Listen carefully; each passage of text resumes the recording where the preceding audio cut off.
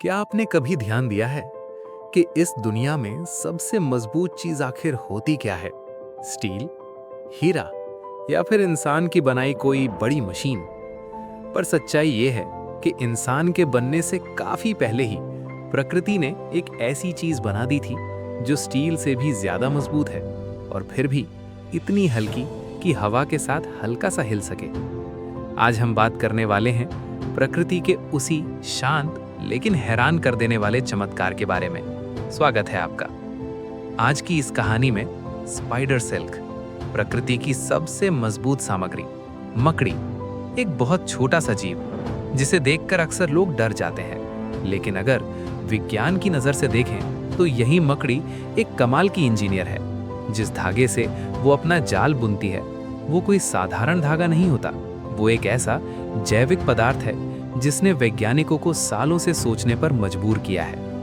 वैज्ञानिक कहते हैं अगर एक ही मोटाई का स्टील और मकड़ी का रेशा लिया जाए तो मकड़ी का रेशा ज्यादा खिंचाव सह लेता है बिना टूटे। और यही नहीं, ये रेशा काफी लचीला भी होता है, मतलब टूटने से पहले ये खुद को काफी फैलने देता है। अब सवाल ये उठता है, इतना मजबूत धागा आखिर मकड़ी बनाती कैसे है? मकड़ी के शरीर के अंदर खास तरह की ग्रंथियां होती हैं। यहीं पर एक रेशमी तरल बनता है। जब ये तरल मकड़ी के शरीर से बाहर आता है और हवा के संपर्क में आता है तो बस वो तरल एक मजबूत धागे में बदल जाता है।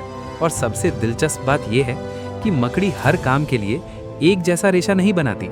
जाल के लिए अलग, शिकार को बांधने के लिए अलग और अंडों की सुरक्षा के लिए एकदम अलग। ये सब बिना किसी फैक्ट्री, बिना किसी मशीन, बिना किसी शोर के, सिर्फ प्रकृति के नियमों से।